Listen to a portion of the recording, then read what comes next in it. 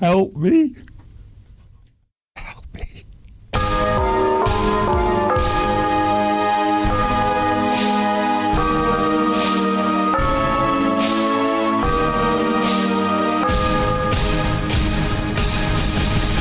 It's the end of term, Tom Shires. And I am Mike Ireland. End of term school-wise, not existence-wise, hopefully, but you never know. Could be getting existential. Indeed. This is the Shires and Ireland agenda. We're about movies and more. We're on HWD Hospital Radio, more music variety, and also on YouTube on the Shires and Ireland network. I said YouTube, like an American. So coming up on today's show, as per usual, we've got the three biggest news stories of the week from the world of film. And Mike Ireland, he's going to be all grown up in our quiz, may contain spoilers. Also, it's the biggest W of the year. No more, I'm not saying any more than that. No more. Consider yourselves teased. All that and other things yet to be invented now.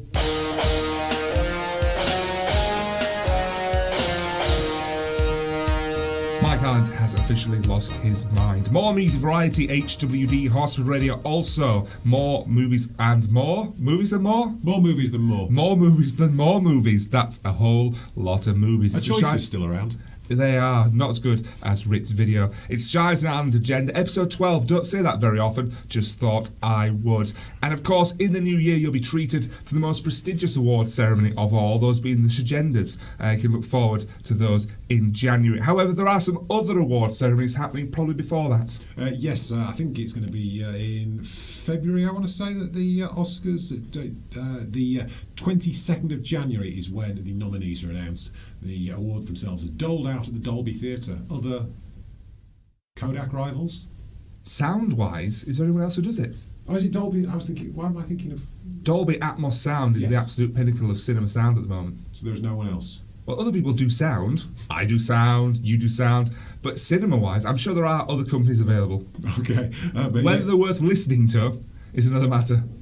Long list. I like what you did. But yes, the long list for 9 Oscar categories for the Academy of Motion Picture Arts and Sciences shindig has been released at once for the first ever time. They used to release them in a staggered manner. It's the first year that original score... Well, like limping a bit. Original score and best song have been included in the shortlisting process by eliminating all but 15 contenders in each of these categories going forward. Now, if you're familiar with Shires and Ireland, you may be aware that we used to do a show called At the Movies, and in that we had a particular emphasis on film music, so that was what we're going to focus on. Now, they have also announced semi-finalists, if you want to call them that, for documentary feature, documentary short, makeup hairstyling, foreign language film, live action short, and animated short as well. But in terms of original score, 156 scores were eligible for the category. Members of the music branch vote to determine the shortlist and the nominees. And the nominees shortlist for original score is as it stands: Annihilation, Avengers Infinity War, The Ballad of Buster Scraggs, Black Panther, Black Klansman, Crazy Rich Asians, The Death of Stalin, Fantastic Beasts, The Crimes of Grindelwald, First Man, If Beale Street Could Talk, Isle of Dogs, that's Isle as in an island of dogs as opposed to Isle of Dogs, all I do. Mary Poppins Returns, A Quiet Place, Ready Player One, and Vice. Do any of those ones jump out at you? I'll be honest, I don't think it's a strong year. Having listened to pockets of the soundtracks and seen some of the movies, there has been no standout score for me personally this year whatsoever. So it's anyone's game? Well, it's no one's game. Just don't give out the award. Is that what you said? Yep. This year, Dolby hasn't had anything worth playing. You need to know you're not good enough. And we're going to do it for the whole world. Shame on you, composers. Shame on you. 90 songs were eligible in the category for Best Original Song. It's been whittled down to When a Cowboy Trades His Spurs for Wings, which is from The Ballad of Buster Scraggs, Treasure from Beautiful Boy, All the Stars, Black Panther, Revelation from Boy Erased, Girl in the Movies from Dumpling, that's with an apostrophe at the end, We Won't Move from The Hate You Give, that's with a U rather than a Y-O-U, The Place Where Lost Things Go from Mary Poppins Returns, Trip a Little Light Fantastic from Mary Poppins Returns, Keep Reaching from Quincy, who I don't think is the... MD. No, I don't think it's Quincy MD. Was it ME? Was he a medical examiner? Or was he MD as in... Examiner, wasn't he? Because he was worked in the... He was a pathologist? Yes, he was a pathologist. I'll Fight from RBG, a place called Slaughter Race from Ralph Breaks the Internet, OYAHYTT. Stop spelling things! From Sorry to Bother You, Shallow from A Star Is Born, Suspirium from Suspiria, and The Big Unknown from Widows. Have you heard any of those tracks? Black Panther, yes. Other than that, once again, it's not that I haven't had the time, haven't had the energy, haven't had the access, just not been grabbed musically this year. But I may be proved wrong, because there are a few of those that I've not yet heard. Okay, so we're not getting shortlisted, obviously, for the big categories, as it were, but we've mentioned it before, but I think it's just worth reiterating. Is there a film that you think is going to sweep the board this year? Because everyone's talking about Black Panther, and this could be the big year that a superhero film gets Best Picture. People seem to be very keen on A Star Is Born, and maybe that is waning ever so slightly. What about Mary Poppins Returns? Because the reception for that has been strong. No, we'll get onto that shortly. You like First Man? First Man, I think, let's say, critically was a little bit on rocky ground. Ironic for a moon-based picture. Prequel to Early Man, of course, by the Aardman team. Definitely a sequel. But I think that it could be a dark horse. Do not underestimate The First Man. Early Man could be a dark horse. You're listening to the Shires and Ireland Agenda.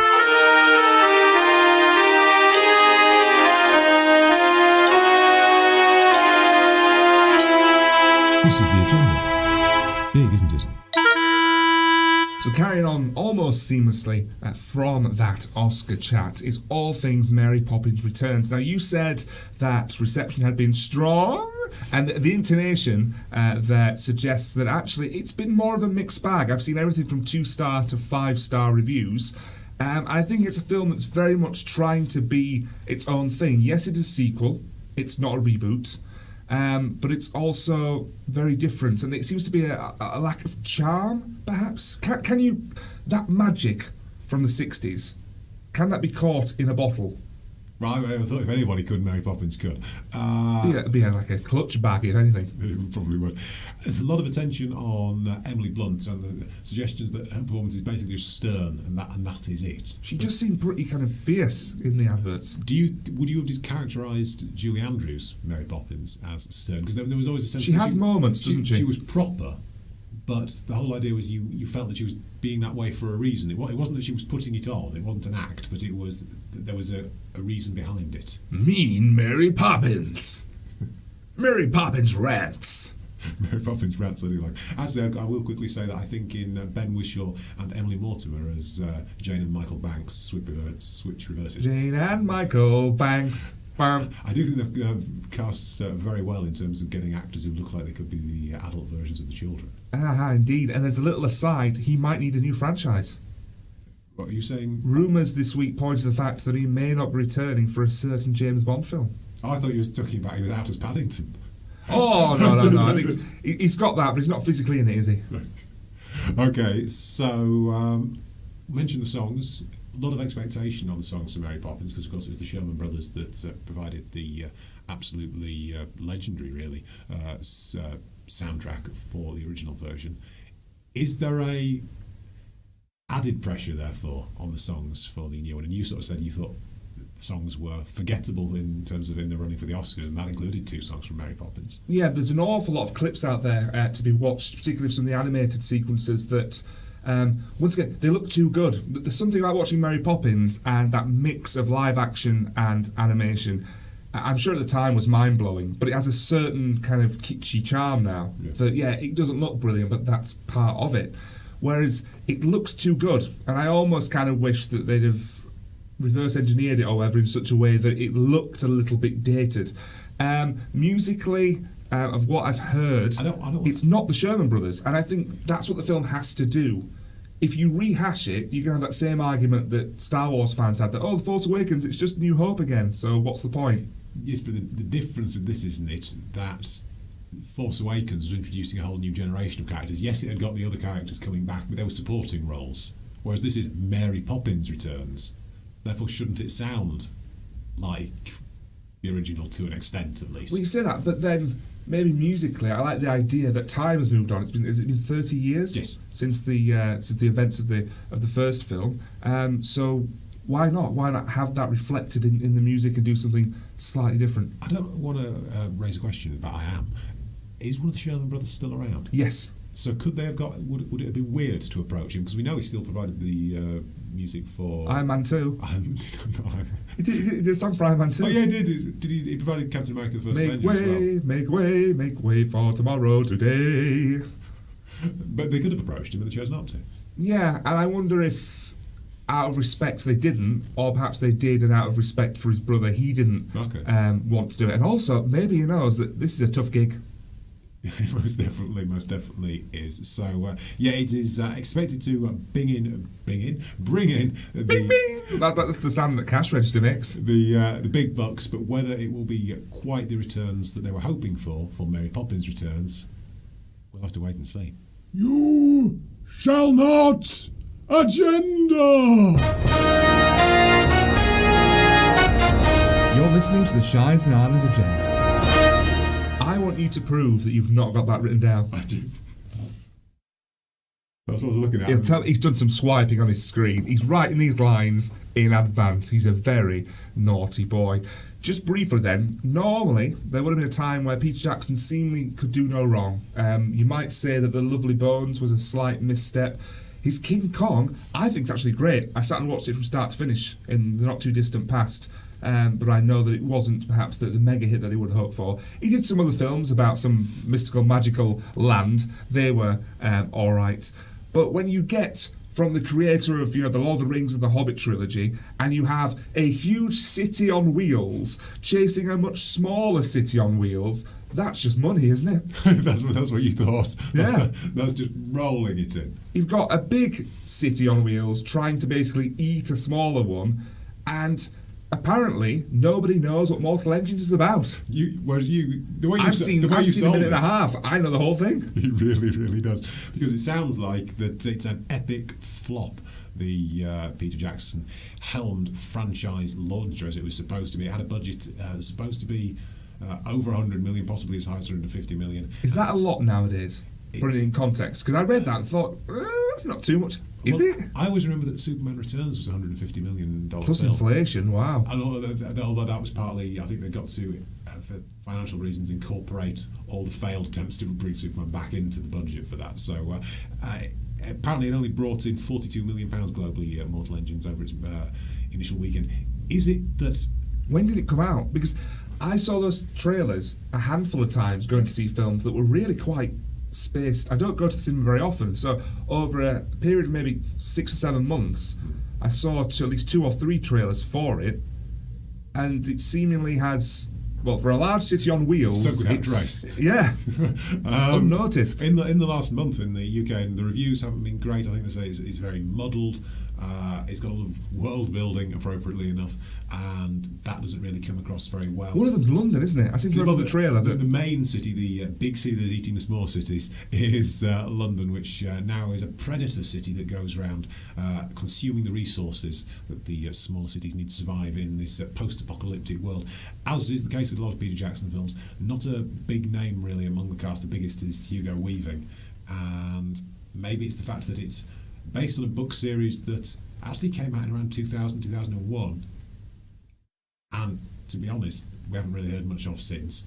2, it's not, as I say, got a lot of big stars. 3, it sounds like Peter Jackson only made it because he was about to lose the rights and thought he'd better get the film out.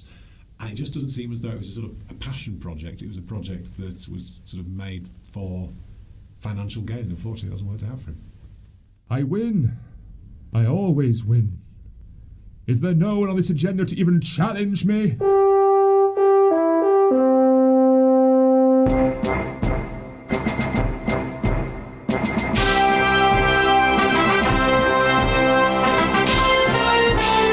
You're listening to the Shires and Ireland Agenda.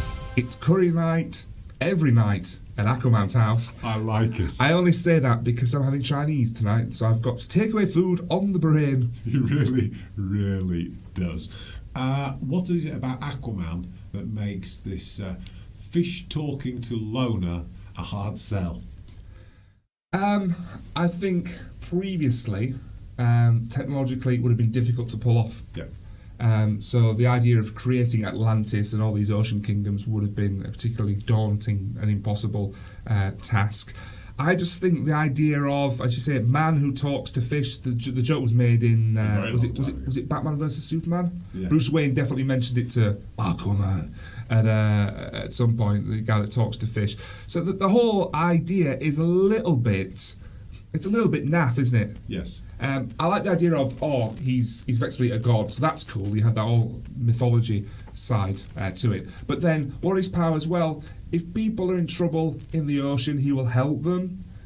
He can come onto land, and you have the whole environmental aspect of humankind is killing the oceans, so therefore we're going to go to war with the humans. I think that's the more interesting side of the character. Other than that, I don't know what he does. So therefore, do you admire James Wan for taking the plunge? Oh yes, show me. I've written that one down.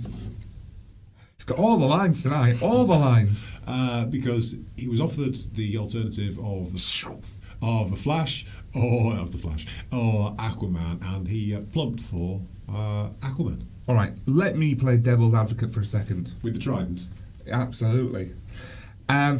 You are either going to adapt the Flash or Aquaman. You have the Flash that people are familiar with, could be done very, very easily, and chances are will be very financially successful. However, if it's not, you've killed a profitable, decent character. Okay. However, you take the hero that nobody likes and you make him cool, and if it doesn't work out, well, nobody liked him anyway, so you only set destroyed up your own career. Yeah, but it's like, it was never going to work anyway. It's not your fault, it's the character's problem, it's the source material. However, if you make it work, you become the head of the DCEU, potentially. And do you think he's got a plan? He's a Wan with a plan. Do you think... I didn't write that one down either. He most definitely did. I don't need the proof. Do you think leaning into what we've sort of been saying, which is the cheesier aspect of the character, was actually the right choice? Not ignoring them and basically making a fun, entertaining film that doesn't take itself too seriously, apart from the odd occasion where the film does need to take itself seriously. Yeah, I have a colleague who saw it this week and said, particularly for fans of muscly men, that there are some lingering slow-mo shots of Jason Momoa kind of wet and throwing his hair from left to right. That's all in a very kind of nod, wink, wink. Effectively, the kind of objectifying that would have happened with a female character, perhaps, in the past. To be fair, I think some of the shots of Amber Heard's are... The costume that she's wearing, let's put it that way, it leaves or not wearing. Or not, yeah, it leaves. There's something in there for everyone. That's what I'm saying. Yes, there most definitely is, and that's why it's garnered in excess of $270 million in overseas receipts since it was released on the 14th of December. Number one rated movie globally. I think it's bringing in a huge amount over in China, and it's got a Rotten Tomatoes score of around 79%. Certified fresh, which means it's certified fresh, and. In comparison to all the other DCEU films, Wonder Woman 93%, very much the highest, but the lowest, Suicide Squad and Batman v Superman, down at 27%. So one is clearly doing something right. Yes. Story-wise, don't know too much about it. I think Aquaman is looking for the trident that's gone missing, perhaps. It seems a little bit Percy Jackson to me. A little bit Percy Jackson mixed with Thor, but if you do it well and if it's got a certain charm, I think people are going to warm to Aquaman. Not boiling, obviously, because that wouldn't be very good.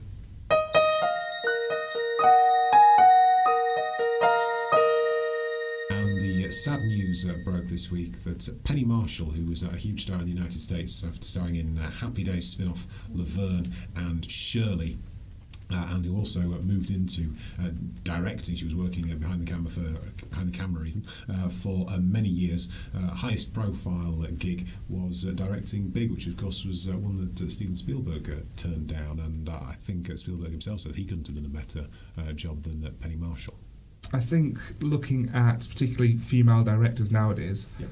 You wouldn't have, say, Patty Jenkins. We've just mentioned Wonder Woman. You wouldn't have that movement and that female empowerment without the likes of Penny Marshall. And also works with Robert De Niro and Robin Williams in Awakenings, Whoopi Goldberg, Jumping Jack Flash, and A League of Their Own as well, not the James Corden, Freddie Flintoff, Jamie Redknapp comedy Sky. No, it's the Madonna-led baseball vehicle with Tom Hanks as well. So she clearly got a good relationship with Tom Hanks, and she was clearly a very talented woman indeed. Passed away at the age of 75.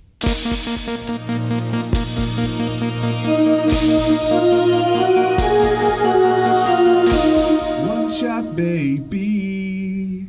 One shot. It's a one shot. We don't have a jingle, so I just thought I'd make one up. You thought you were going to do one on the fly? Yeah. Fly fishing. Still doing Aquaman jokes, everybody. That's true. I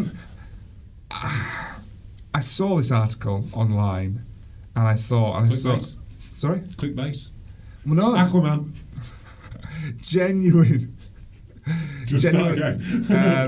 Genuinely interested in it, and I saw that. I think was Elf number 2. Elf was number 2. And I was like, oh, I just know what's going to be number 1, and it was. And I've said it before. 2 hours of build-up for a very, very good 15 minutes does not a great film make. Mike Island. But don't you think it needs the build-up, otherwise the payoff isn't right? Yeah, but I wasn't particularly grabbed or interested in the 2 hours, so I'm not sure if it's a ratio of build-up to payoff and how much they equate and how one is worth the other. It's not the right balance. But, you know, Radio Time says it is. Yes, because It's a Wonderful Life, the 1946 classic, has been voted the UK's most popular film, beating out Will Ferrell's Elf in a survey of more than 7,000 people by Radio Time. It's not a huge sample, let's be honest. It's not. How big a sample does it have to be representative? Well, we're getting too political. We get too political and mathematical, but if there are, 70 million people in the UK and they talked to 7,000. Could I'm be not sure. As well. Yeah, I'm not sure that's representative.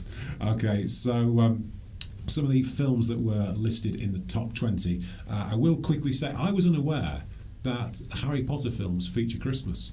Yes, yeah, he has his first Christmas at Hogwarts is a big deal. Okay, so Harry Potter and the Philosopher's Stone, therefore, it does come in. Well, he's there for a school year, so arguably they probably all feature Christmas in some way, shape or form. Yes, but you wouldn't have thought it was something that would necessarily be an important story element in each film or each book.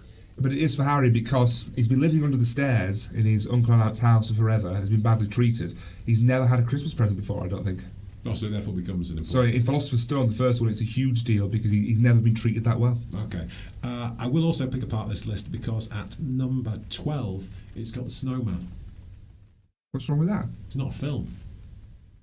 It's a TV film? TV movie? How long is it? 40 minutes? It's 25 minutes? Yeah. How is that a film?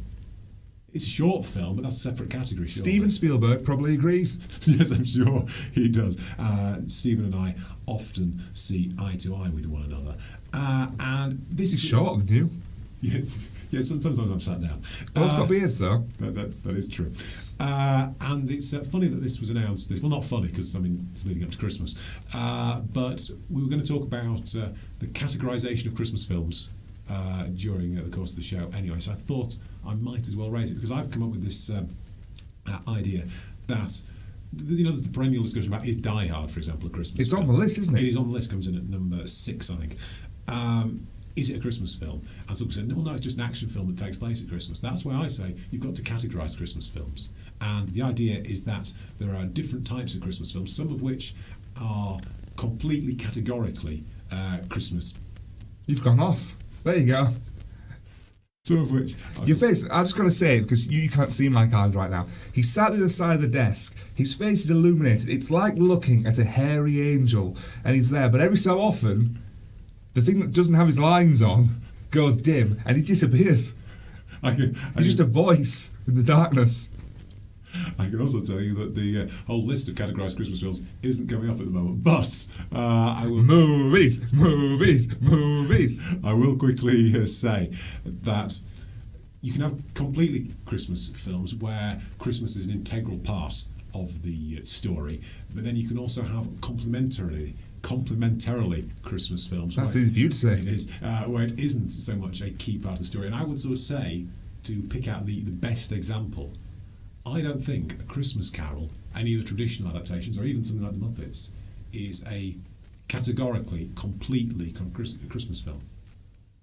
Have you lost your mind? No, my argument is, if you took the Christmas element out of A Christmas Carol...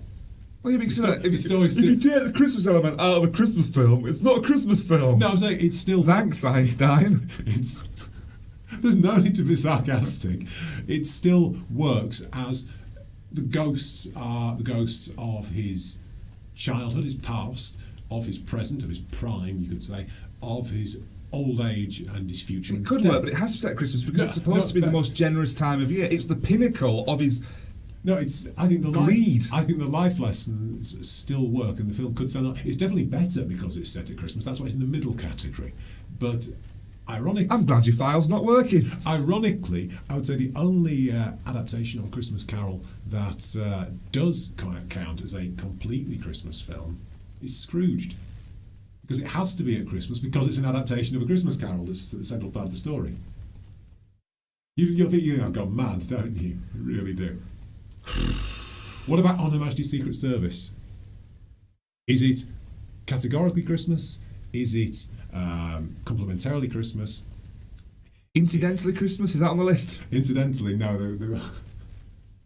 Coincidentally Christmas is the third category. And then you've got Ex Miscellaneous. Also, Xmas-tage, which is Xmas and montage, because some films have Christmas as part of a montage in the film to show the passage of time. That's what I was thinking was the case with Harry Potter. Where would you put On Her Majesty's Secret Service? Is it coincidentally, or is it complementarily Christmas? Because it is the film. I don't know what's happening. It is the film where Bond gets a family. Help me. It is a mash. It is a movie mash. A movie mash. A movie mash. Up. It is a mash. It is a movie A mash. movie mash. A movie mash. Up. It is a mash. It is a movie Bit of an mash. intro this week to movie mashups, which is a bit of a change, but that's because I wanted to let you know that there is a Christmas connection, a tangential Christmas connection to the first couple. Incidentally, or... Don't get me started. But the last two are very much Christmas films. Okay. Okay. The slasher sensation of 1963. After a terrible accident involving their repaired Regent 3 12 months earlier, a group of friends decide to put their past behind them with a European vacation on their favourite form of transport, only to gain a mysterious stowaway, and all while being stalked across the continent by a malevolent force, determined to gain revenge for their inadvertent crime. The musical with all the hooks. Starring Cliff Richard, Jennifer Love Hewitt, Sarah Michelle Gellar, Laurie Peters, Melvin Hayes, Una Stubbs, Freddie Prinze Jr., and The Shadows. They're coming to get you. I know what you did last summer holiday. Of course, the Cliff connection being the Christmas one there. Moving on to number 2. When a former Europop star and retired submariner needed a nanny to take care of his horde of children, little did he expect to find an artistic collaborator and a new love, with a habit and a plan to turn the next generation of the family into performers, climb every chart, and bring some of that do-re-mi, adapted from the Rodgers and Hammerstein stage sensation, and starring Hugh Grant and Dame Julie Andrews. All right, so that's also the sound of... the Sound of Musical The Lyrics. Sound of Musical Yes! Lyrics. Okay, moving on to the next one. This is probably the hardest one we've ever done. All right, Okay. I'm ready. Local television reporter Lainey Kerrigan thinks she has it all. But when she's confronted with a warning of her imminent demise from a mysterious stranger called Clarence, Tony Shalhoub, on Christmas Eve, she's forced to reevaluate her decisions, her ambitions, and their consequences, on all the lives she's touched, and finds that destiny is what you make of it. But will she survive long enough to make use of what she's learned? Angelina Jolie stars in Frank Capra's classic, heartwarming tale of seasonal self-discovery. All right, so that's It's a Wonderful Life, Yep. but the Angelina Jolie connection, so it must have life in it, mustn't it? Yeah. Life... I have to admit, when I thought... Lifeless Ordinary? No. No, that was the film. That was the film I was thinking of Yeah, at first. A Wonderful actually. Lifeless Ordinary. I was thinking of this title, but with that plot. All right, But it's not. It's an Angelina Jolie film. It's a Wonderful Life After Death. It's a Wonderful Life, or something like it. Oh. It was very poorly reviewed. And finally, the darkly comic origin story of a legend, brought to you by the father-son production team behind Superman the movie and Ghost World. Two 14th century scumbags are kidnapped by elves and forced to use magical gear in order to rob the homes of children every year.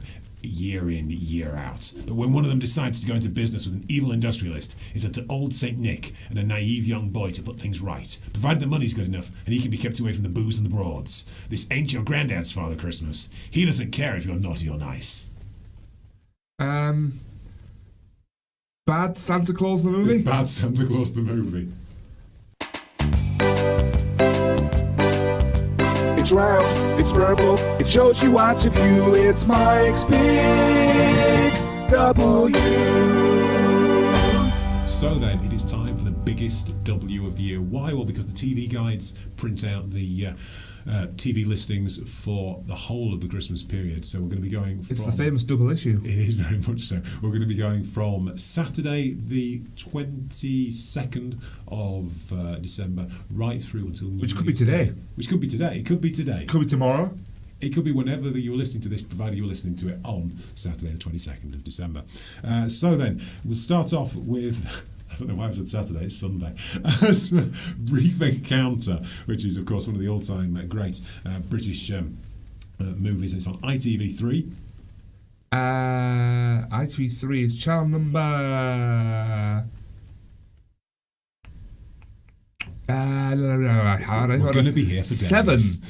10. Oh, close though. 2:40 Review film of the week. 2:45. Trevor Howard and Celia Johnson star in the David Lean directed classic. Moving on to another classic of more recent vintage on BBC One. Channel number 1. 3:25 on Sunday afternoon. 3:25. Up. Good film. Now, I'm surprised actually this year because Monsters Inc. is on ITV on Christmas Day. No sign of Monsters University? No, I don't think it is. But usually it's been BBC that had exclusive rights to Pixar films. So they're Disney will take anybody's money. But really, anybody's. Really will. So yes, if you like Ed Asner and Christopher Plummer playing two veteran, well, in one case an explorer, in one case a man who wants to go to, is it sort of put right? Paradise Falls. It's to take his wife sadly passes. Spoiler, and it's to take her on that adventure that they never went on. Yes, it's a tribute really to his wife. A different sort of film on Sunday night on Film 4. Film 4, does it have a 4 in it? 24. 15. Is it? 15. 24? No. It's Channel number 24. The Grand Budapest Hotel, which again is a wintry film for a winter night, but this one's got one of the all-star casts of recent years. Wes Anderson can really pack them in, and he does, with Ray Fiennes, F. Murray Abraham, Tony Revolori, Matthew Almeric, who played... What's the name of the villain in Quantum of Solace? Green, was it something Green? It wasn't like Dominic Green or something like that, was it? Dominic sounds good. Yeah, does Dominic Green. Okay, only seen it twice. Adrian Brody, Willem Dafoe, Jeff Goldblum, Harvey Keitel, Jude Law, Bill Murray, Edward Norton, Saoirse Ronan, Jason Schwartzman. Who's not in it, Mike? Leia Seydoux, who was in Spectre as well, I do believe. Tilda Swinton, John Wilkinson, and Owen Wilson as well. It's a sort of murder mystery and charting the rise and fall of a hotel in a fictional European country, the Grand Budapest Hotel, even though the name of the hotel. I have a friend who has film amnesia, so she sees films but she doesn't remember anything about them. However, visually, she says it's a beautiful film. Okay. So if she can remember it, it must be good. It very must be. Moving on to Christmas Eve and a premiere, the first premiere we're referring to. December 24th. Zootropolis, as it was known in this country and as it's listed in the magazine. But it was Zootopia. Zootopia International. I sent the clip of that to someone. I said, if you see it, watch out. I have to tell my colleague that it's on because she's a big fan of sloths. Okay. And there is a scene, very, very funny. Chocolate. Hey, you guys. There's a scene in Zootopia, Zootropolis, whatever it's called, that involves sloths. I won't say it anymore because it's very, very funny. But the whole film, witty, clever, creative, genuinely, even though I was a doubting Thomas, one of Disney's strongest efforts in some time. Okay, so make sure you watch that one. All about a It's a rabbit, is it? A rabbit who basically they say you can't be a police officer because no one will take you seriously because you're a rabbit. In a world of anthropomorphic animals, it's not just an ordinary rabbit in. Yeah, that's true, but they're very low on the pecking order, if you will. Do rabbits peck? Certainly nibble. Okay, moving on to Channel 5 Channel number 5. on Christmas Eve at 10:45 a.m. It's 10:45. Oklahoma, not the Hugh Jackman one, unfortunately. And Channel 5, I will quickly mention, they've got a great run of classic musicals over Christmas with The King and I on Christmas Eve at 1:30. Also on Christmas Day, I'll mention on BBC Two in connection with this, it's 12:45 Guys and Dolls on BBC Two. The most acclaimed British version of Scrooge is on Christmas Eve on Channel 5 at 4:20 with Alistair Sim turning in his performance as Ebenezer himself. Bob Ryland will be very happy, won't he? Yes, he will. It's his favourite version. Will he sit down to watch it on telly, or does he have it on DVD? He wouldn't watch it if he had it on DVD, so he'll definitely watch it on television. My parents like that. We buy them DVDs, and no, I'll watch them when it's on telly. Okay, staying with Christmas Eve, The Grinch, the Jim Carrey version as opposed to the Benedict Cumberbatch one, is on ITV at 12:55 p.m. That's channel number 3, I'm assuming. It's no longer ITV1, is it? It's just ITV. How are you thinking Benedict Cumberbatch is going to do in comparison to Jim Carrey? I sincerely doubt that it will take the place of the live-action version. However, I think it's good to give people options, because if you're a Grinch fan, you can maybe start off with the original animated version, have a bit of Cumberbatch, and then peak with Carrey. You can peak with Carrey, I like it. I will also mention that... Where's he gone? On Christmas Eve, it's Gremlins at 9:30 on ITV. So ITV are really pushing Gremlins. Channel number 3. I assume they're also advising people not to... What is it? You can't feed them after midnight, or yeah, I want to go back. Water them, or... Yeah, don't let them drink any water. But the feeding them after midnight thing, at what point are you allowed to feed them? Yeah, because everything's after midnight, isn't it? It's after a midnight. So is it after they've gone to bed? Once they wake up in the morning, that's fine. You can give them something. But if they stay up late, don't give them anything. I'll also quickly mention, as we already did, Mary Poppins is on Christmas Eve on BBC One at 5 p.m. Channel number 1. But the big standout on Christmas Eve for me, the thing where I sent it in a message to you earlier on this week, ITV have saved Christmas. Santa Claus the movie is on Christmas Eve afternoon at 3:25, only 5 minutes earlier than it would be in an ideal world, although it is on ITV. Santa Claus the movie on Christmas Eve afternoon, everybody. Haven't even got to Christmas Day yet. Are we still going? Do you want to still go, or do you want to... Let's have an interlude. Let's have an interlude. We'll be back after these messages. Do you know the whereabouts of this man? He was last seen wearing these clothes in this location. If you've seen him, call this number and you could claim a reward of up to £50,000. That's £50,000 for this man. Feels like it's Christmas Day already. You might have missed some of this. Mike Island? Next year. The Good Dinosaur gets its premiere on Christmas Day on BBC One. Only 90 minutes. Starts at 1:30 in the afternoon, leading into the Queen's speech. Has a lot of good ideas. The premise and the film I thought it was going to be from the opening 15-20 minutes, it doesn't become, and it just falls into this very generic boy and dinosaur against the odds type story. Not Pixar's creative peak.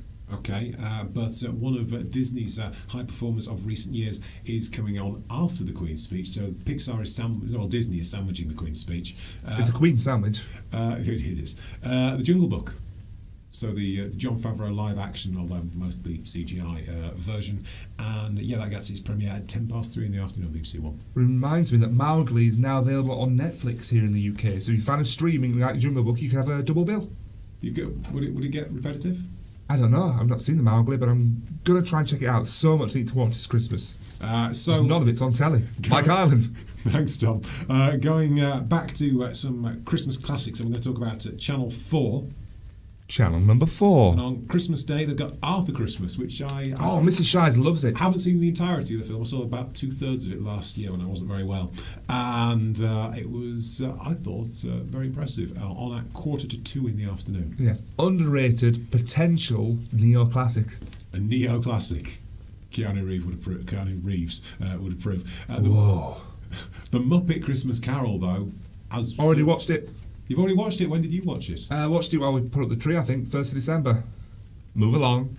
I will say it's on Christmas Day, Channel 4 at 4 p.m. And then Home Alone 2, Lost in New York, which was on Christmas Day on Channel 4 last year. So they are establishing a tradition of putting that on in the evening. It's on at 20 to 6. And I will also mention that the original Home Alone is on Boxing Day on Film 4. Can you remember? Film 4 was channel number...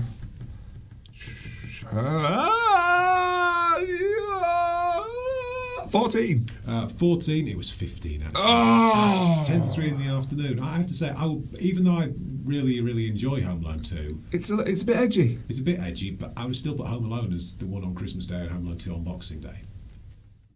It makes sense. Sequential. Yeah. Also, are we talking about the Macaulay Culkin thing now or later? He's on Google. He's on Google. Google him. Most people are on Google, but he's very much on Google. He's shilling for Google. Moving on to other Christmas Day films. And do you like Seven Brides for Seven Brothers? It was my grandma's favourite film. Although, having had to listen to it to pick out some music for the playlist, I curate the playlist for those who are interested. I hadn't actually ever listened to any of the songs from it, and I was really impressed by the songs. But the subject matter, not very much from the Me Too generation. It's on Channel 5 on Christmas Day at 5. Channel number 5. 1, followed by Chitty Chitty Bang Bang, if you want. Chitty Bang Bang. Chitty Bang Bang. Chitty Bang Bang. Chitty Chitty Bang Bang. Chitty Bang Bang. Oh, You Pretty Chitty Bang Bang is on Channel 5 at 10 past 3. At 20 to 6, you like Elf?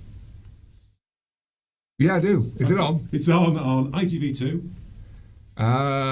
It's much lower than you think. 8. 6. Oh. But yeah, is it a Christmas Day film? Would you say it's a Christmas Eve film? Is it categorically Christmas, I would say? I don't know. I just think these people that think that film should be on at a certain time, on a certain day... right. No, they need to go in a corner and have a word with themselves. Because no one else will talk to them. But if you want a very different change of pace, Oliver Twist, the David Lean version of the Charles Dickens story, is on Talking Pictures TV on Christmas Day. Not a proper channel, doesn't have a number. It does have a number. What do you think it is? Do the shtick. 62. 81. And it's on at 20 to 6. Moving on to Boxing Day. I thought you said Judgment Day for a second then. It does Do one of those links. It does feel like it. Review Film of the Week. Already had Mary Poppins, but Saving Mr. Banks is on Boxing Day on BBC Two. Have you seen it? I have seen it. I really enjoyed it. 2:30 in the afternoon, though. So will there be any... When did you see it? When it was last on the BBC. It's not... Really? it's Oh, is it premiere. not? I think it was... I'm behind the times. I think it was on Easter, I want to say. But there's some darker subject matter in it. But Particularly looking into P.L. Travers' past. That's Yes. where the dark stuff comes from. But the big premiere on Boxing Day for the BBC, literally the big premiere, BFG. Mixed bag, to be honest. Magical, looks great, but you can't beat... Was it David Jason in the... Yes, it was. Yeah, in the animated version. Yes. Whiz, pop, bang, pop, bing, bang, bong. At 20 to 6 on BBC One. By the way, if you like your classic Christmas movies, Holiday Inn is on More 4. Probably doesn't have a 4 in it. Channel number 1000. 14 at 10:30 a.m. and Miracle on 34th Street, the Edward Gwen version, is on Boxing Day at 11 a.m. By the way, Ant-Man and the Wasp, Saturday, or a week on Saturday, 7:50 p.m. at BBC One, and Star Wars... Ant-Man and the Wasp. Ant-Man, not Ant-Man and the Wasp. I was misleading you there with a Marvel film that was about Lies! 3 further down the line. And do you know what the big premiere on ITV is? Is it something Star Wars? It is something Star Wars. Is it The Force Awakens? The Force Awakens is on Sunday, so that'll be the 29th, I want to say, at 8 p.m. on ITV. Same time as the BBC are launching their Les Miserables. This agenda is impressive. Most impressive.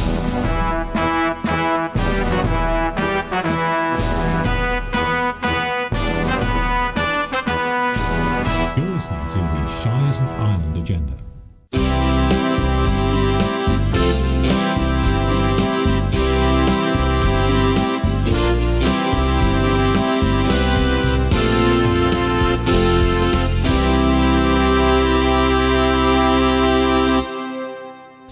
away with me to another place, another world. We still haven't looked up the lyrics, but we're going to a dark crystal, or are we aboard a dark crystal? I don't know what it is. Don't like Labyrinth, and I think Dark Crystal's one of those films that if there was a section in Rit's video, or choices... Unsettling fantasy. Yeah. That's the name of your autobiography. Come into our unsettling fantasy collection. The biopic you never thought you'd see. Or wanted to see. Batley's own Mike Ireland in. Played by, I was going to say Daniel Radcliffe. It's not. It's the lad from the Eric and Ernie adaptation. Yeah, with a beard. With a beard, yeah, I would have him. And David Tennant. Perhaps play Tom Shires. Why not? Yeah. Wears glasses. I think he could carry. And he has eyes. Okay. Old Matt Smith. Either doctor, not Capaldi. Any doctor ever. Not Capaldi. Okay then. Get Jodie to do it. I'm sure she's free. Well, she can do the accent. We're talking about Dark Crystal: Age of Resistance, which, to be honest, sounds a bit of an adult title for what I'm assuming is still going to be a fantasy series that is not necessarily all ages, but it's supposed to appeal to children as well. Sounds like it could be a sequel of Call of Duty. Yeah, there you go, kids. I'm down. It really, really is. So you've never seen the original 1982 Jim Henson film? Or you've just been, no, because... I had one of those... do you remember with films back in the 80s that were aimed at children? They would sometimes have the picture books that would take screenshots from the film, and I had one of those for Dark Crystal. And I think I saw the film once, but I didn't really like it, whereas I enjoyed the picture book. Dark Crystal's guilty by association because I didn't have any interest in Labyrinth, and I've since seen Labyrinth and didn't like it, then I judged Dark Crystal by the Labyrinth's cover. It does have, I have to say, unsettling images. That you know, these aren't the sort of Muppets that would appeal. There wouldn't be a Muppet Babies spin-off for Dark Crystal. Let's put it that way. It's no Fraggle Rock. Is that what you're telling me? It definitely isn't. But the cast list has been announced for the new Netflix prequel series, and it is impressive, very impressive, or most impressive, if you prefer. Yeah, if you want to get it right. No, because there was no explicit link between stuff. The voice! No. Impressive. Very impressive. Taron Egerton, Anya Taylor-Joy, Nathalie Emmanuel, also the likes of Catriona Balfe, who you may be familiar with from Outlander, Helena Bonham Carter, you may be familiar with from... Everything. She does all the films. Harris Dickinson, who I think was the younger Getty in the recent adaptation of our story Trust. Natalie Dormer, Eddie Izzard, Theo James, Toby Jones, Shazad Latif, Gugu Mbatha-Raw, Mark Strong, Alicia Vikander, Harvey Fierstein, Mark Hamill, Star Wars Connection, Ralph Ineson, Jason Isaacs, hello to Jason Isaacs, Keegan Michael J, Ifan Dari Ifefson, Simon Pegg, Andy Samberg, and Donna Kimball. More names to be announced. Not by me. And is it all puppets? All puppets. Every single thing you see on screen is fake. So yeah, the puppets aren't real. How does that work? Egerton, Taylor-Joy, and Emmanuel are playing the three Gelfling heroes: Rian, Brea, and Deet. It's all about the idea that the world that Dark Crystal takes place on is dying. This takes place many years before. The Crystal of Truth, at the heart of the planet, is a source of untold power, but it's damaged, corrupted by the evil Skeksis. They're the ones that look sort of like vultures, but they can't fly. Sickness spreading all over the land. It's these three Gelflings that discover the truth behind the power of the Skeksis, and an adventure unfolds whereby a rebellion is in the offing. So it sets up the events of the first ones, and because the first one was such a cult classic, I'm sure they're going to get some big clicks for this one.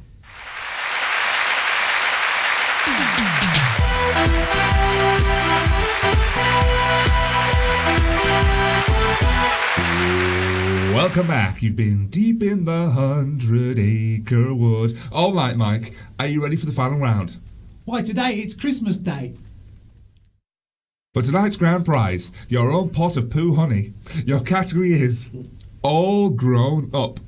To celebrate the home video release of Christopher Robin, all you have to do is name the mature heroes who perhaps made one film too many from the clues that I'll give you. There are bonus points for gimmers and zimmers, and this round may contain spoilers. The quiz ends with sage advice. Tasty. Are you ready to begin? Yeah. Don't rush me. Begin. He scaled the Eiffel Tower, the Golden Gate Bridge, and made a mean quiche. Nightfall covers who? Roger Moore? So the hero is James Bond. James Bond. When did James Bond make a quiche? For Stacey Sutton, he makes her a quiche. Oh yeah, he makes her a quiche. And then those people show up and they start shooting up the house with the shotgun. It's the most Roger Moore thing he could have made. He kills it in court, ignores his children, and looks great in tights. Who is he? That's great. It's not Jim Carrey and Liar Liar, is it? Kills it in court, ignores his children, and looks great in tights. Ignores his children. We're talking about mature heroes, so people who grow up. And maybe this guy should never have grown up. Oh, is it Robin Williams as Peter Banning? Peter Banning, full name in? Hook. The second greatest film ever made, Hook. His biggest fight is against bankruptcy. It's not Jimmy Stewart and It's a Wonderful... No, you'd never choose It's a Wonderful Life. Fight is the operative word. It's Bruce Wayne in Dark Knight Rises. And it's a guy who fights for a living. Rocky in Rocky Bankruptcy in Rocky V. Rocky V. Indeed. Adrian's Revenge. He's farmed, he's rescued, he's frozen, and he's never looked better. Or has he? Got green milk? Green. It's Luke Skywalker in Last Jedi. It is indeed, because his milk's green is in that film rather than blue. Two different kinds, two different brands maybe. So I thought the species that he is milk, isn't it? Well, yeah, and you see it in Last Jedi. No, that's what I'm saying. So, Yeah. so it could have been a completely different looking creature on Tatooine, or maybe it was imported. some sort of camel. A schoolboy's letter, a giant net of rockets, and a hero who's a hair's breadth away from total ridicule. Schoolboy's letter. Schoolboy. It's Superman 4 Quest for Peace. It's Superman. It's Mr. Reeve as Clark Kent Superman. Kal-El. A doctor jumps the shark in white goods and finds a portal to another dimension. What happens in between is even more awful. Jumps the shark in white goods. Name some white goods in your kitchen. What have you got? Refrigerator. It's Kingdom of the Crystal Skull, which I haven't even seen. I know that's how bad that is. Don't bother. He's rescued a girl, avenged his wife's death, found missing weapons, and taken down a smuggling ring, all with his best friend. Who is he? Is it Turner and Hooch? No, but you're in the right kind of ballpark for the type of film. A bit more adult, perhaps. K9. What's John Belushi doing this? Okay. Lethal Weapon? Is it one of the lethal Yes, weapons? I don't know which one. Riggs or Murta? I'm going to guess Murta. No, Riggs is Who's lost it? Which one was their wife? Riggs. Martin Riggs, Lethal Weapon 4. Memory fails, and so does he. His greatest case is remembering his last case. It's Ian McKellen as Sherlock Holmes in Mr. Holmes. Yes, well done. Good film. A secret file, an undercover son, and some weapons-grade uranium. This isn't a good day to do anything. Or speak. It's a good day to die, though, apparently. It's Die Hard. Is it A Good Day to Die? It's John McClane. It is John Merry McClane. Good day Christmas. to die hard. Ho, ho, ho, now I've got a machine gun. There is no escape. At home or abroad, Bruce will find you, and he will explode. Bruce will fight Bruce. The shark. It's I don't know what the shark, which film it'll be. Jaws. Is it just Jaws? No, because that was good. Jaws, The Revenge. Mike Islands, you are a Christmas winner!